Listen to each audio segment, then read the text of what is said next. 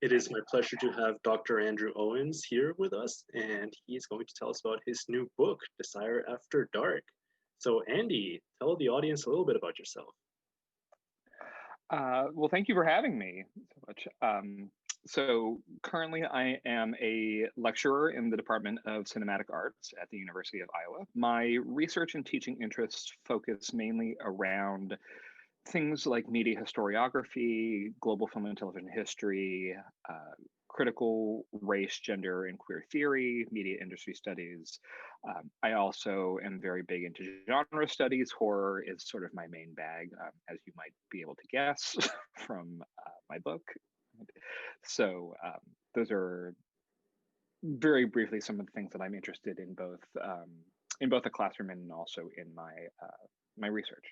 Yeah, well, those topics are of huge interest to me too. So I'm very excited to read your book, and that's why I wanted to talk to you about it. So the audience can understand better, though. What is your book about in a nutshell? I know that's a broad question, and you cover a lot of topics, but if you had to elevator pitch it, what's your book about?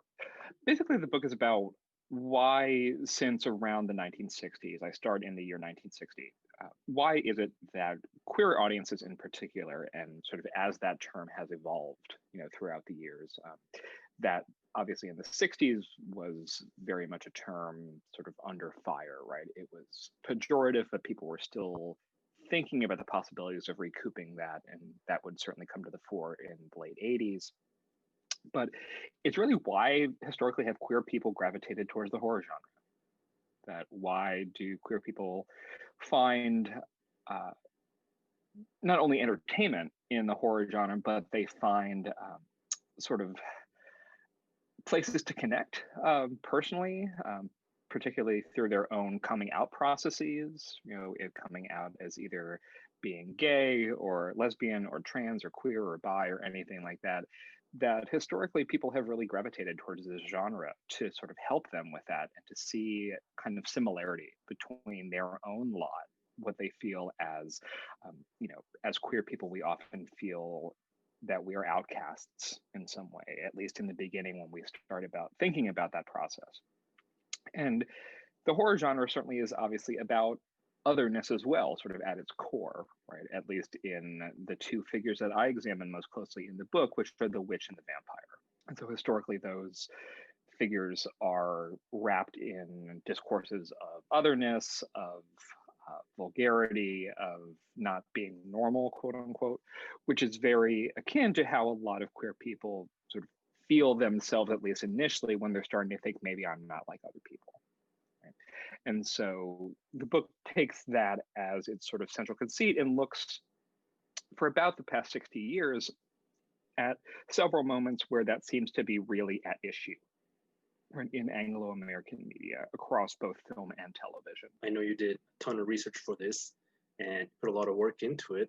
So, for someone who may not know much about this topic or maybe is wanting to learn more, who is this book for, and maybe who is it not for? I think, as an academic monograph, the primary audience is my colleagues who are also academic researchers and who hopefully will teach my book and engage with it. But it really is my hope that this book reaches a wider audience, that this book has been a real labor of love for me.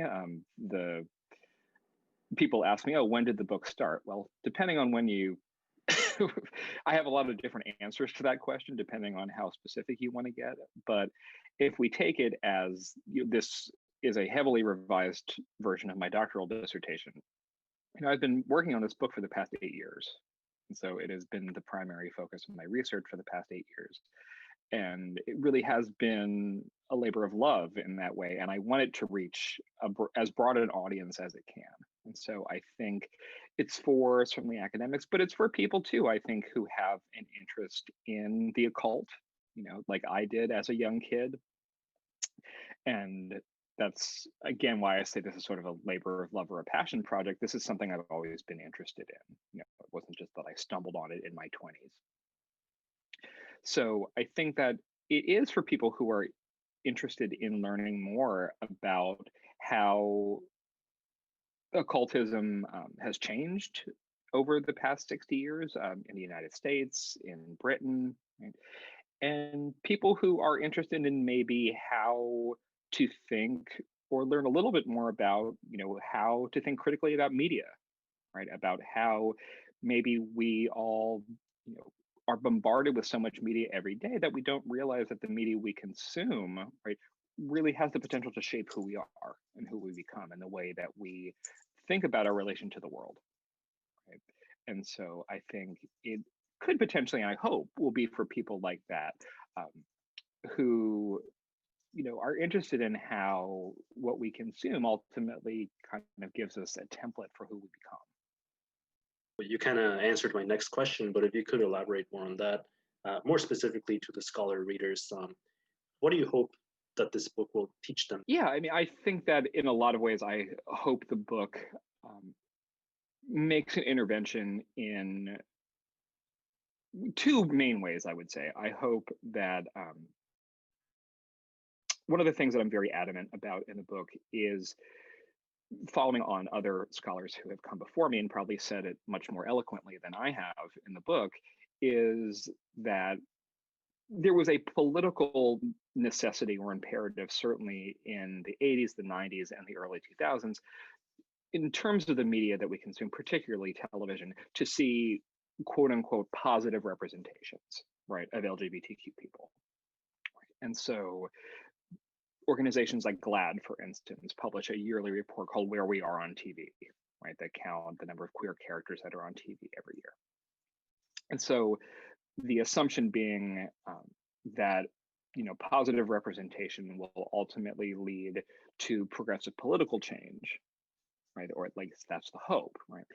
And I want to just push back on that notion a little bit or complicate it, right? To remind, I would say, not to tell people because I think they know it, but to remind people that, life isn't like that all the time, right? And that a lot of these texts that I deal with are about, queer people who are painted as villains, right? Some of them sympathetic, some of them not, right?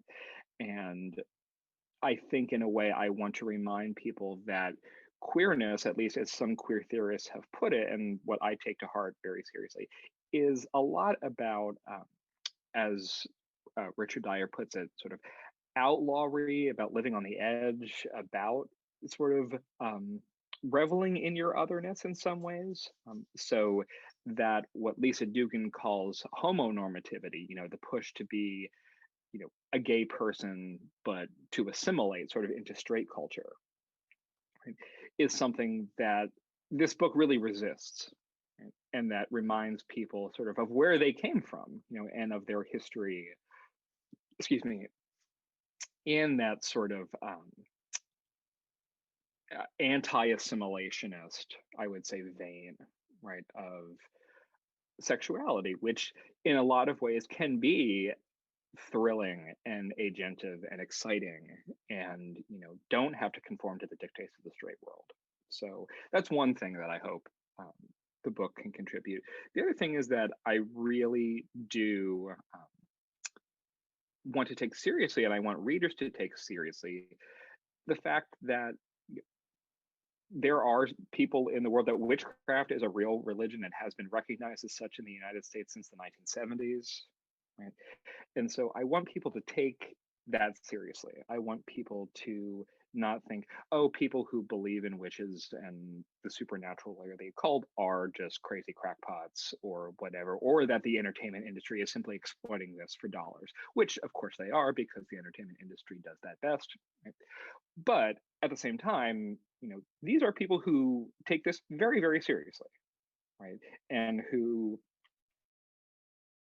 you can talk to people time and time and time again who will tell you very eloquently about their relationship between, say, being a witch or being some sort of esoteric or occult practitioner and their sexuality. There is a real life link there, right?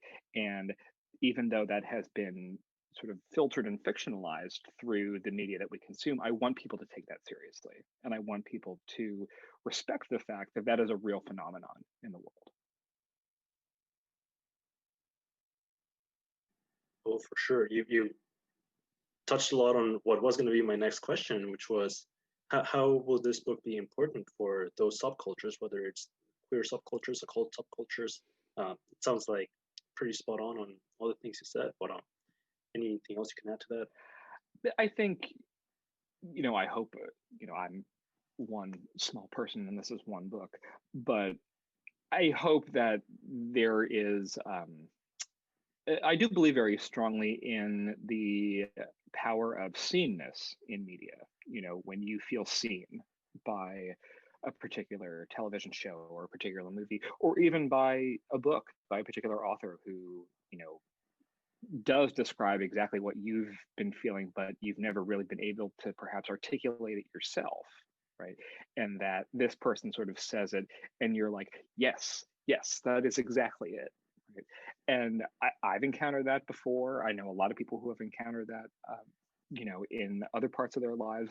And I hope that is something that I'm able to do for some people, to take that seenness seriously and to say, yeah, I want to, as much as there is still, in 2020, a lot of misunderstanding, perhaps, and a lot of cliche and a lot of ridicule, perhaps, even around, say, occult subcultures like being a vampire or being a witch. I want to tell those stories in some ways. And part of me,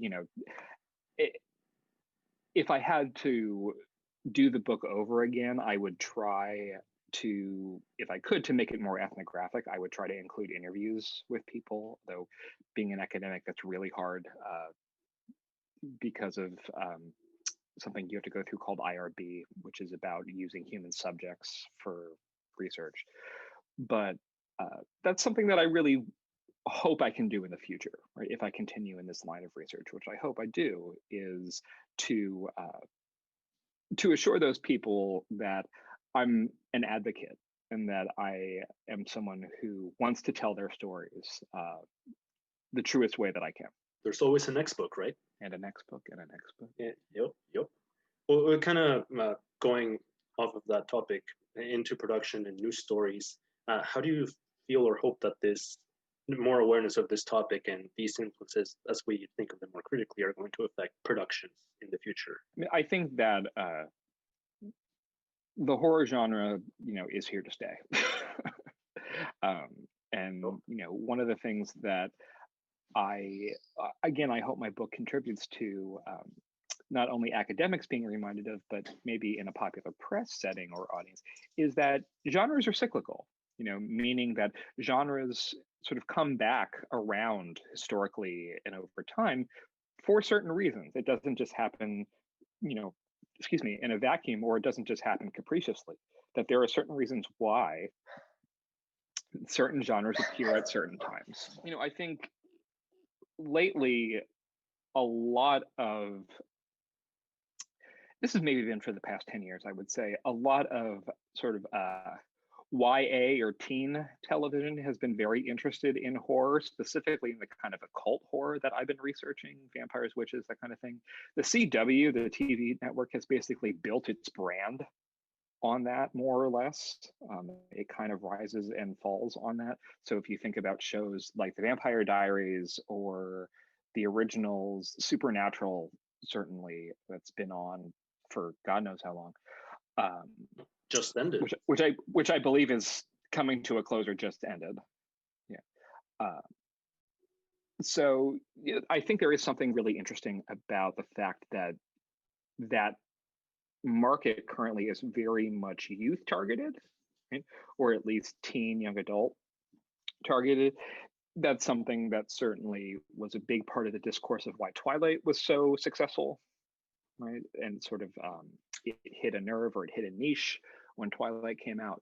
And it's the same thing, I think, with these other shows that have appeared on television that are really giving not only just young folks and teens in general, or even people in their 20s and later, but particularly people who are dealing with the notion of possibly coming out or recognizing that they are not straight or fall somewhere on the LGBTQ spectrum.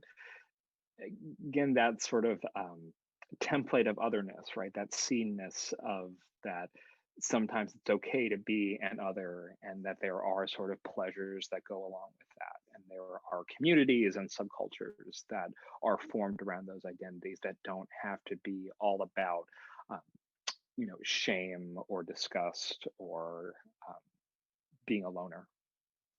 For the film trivia lovers, do you have a favorite fun fact in the book that maybe you want to share? Kind of give viewers a taste of what's in these pages. Yeah, I think it's not about a film, it's about a TV show, actually. That the first chapter of the book, I talk about a show that premiered in 1966 called Dark Shadows, which was on ABC. It was America's first gothic supernatural soap opera. Right? It became very famous. And so one of the joys of being a researcher in a lot of ways is, we as academics sort of, we read critically, we read analytically, and we make arguments based upon the evidence that we see. Right? And sometimes it's nice to have a smoking gun where the people you are talking about also admit the thing that you're saying, right? Makes you feel validated because you're like, ha, I was right. Right? So anyway, long story short, when I went to UCLA to do some research, the showrunner of Dark Shadows, Dan Curtis, his papers are at UCLA.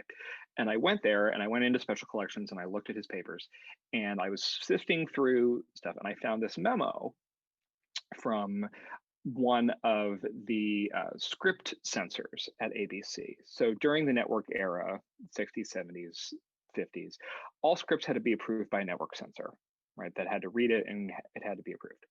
And so this woman went through this one script and it was attached, and the memo said, page, blah, blah, blah, paragraph 2, please make sure that the references to light housekeeping, and woman of the house do not insinuate any sexual relationship between these two men.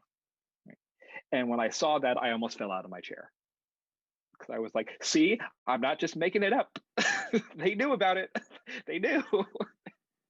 So that was fun for me, as a researcher, getting that one smoking gun that I was just like, I'm not just talking out of my ass. They knew it. Oh, that's fun. That show, Tim Burton made that into a movie a few years ago. Yeah, don't bother with them. Here's a fun question.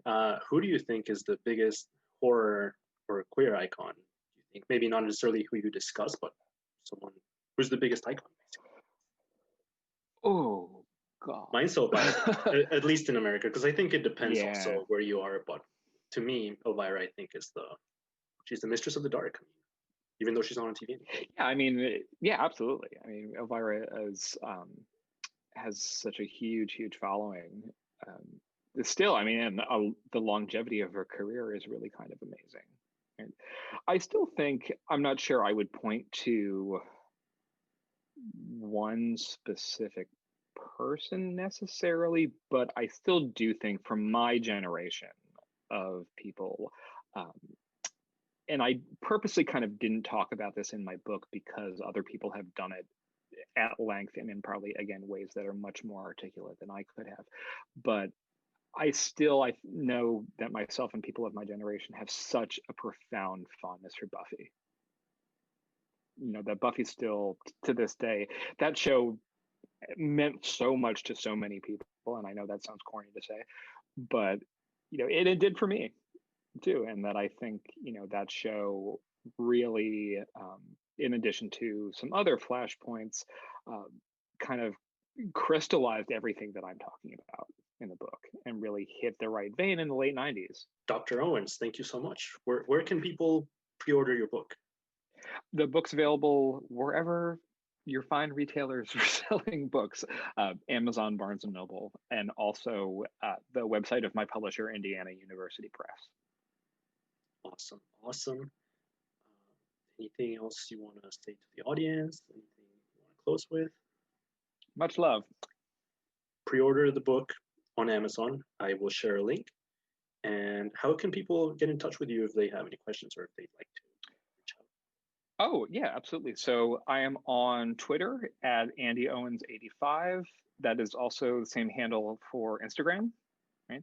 And you're free to contact me by email. My email address is andrew.j.owens@gmail.com. I'm really excited to read your book when it comes out March 2nd. Perfect. Available for pre-order. Of course. Yeah, pre-order the book now. Thanks, y'all.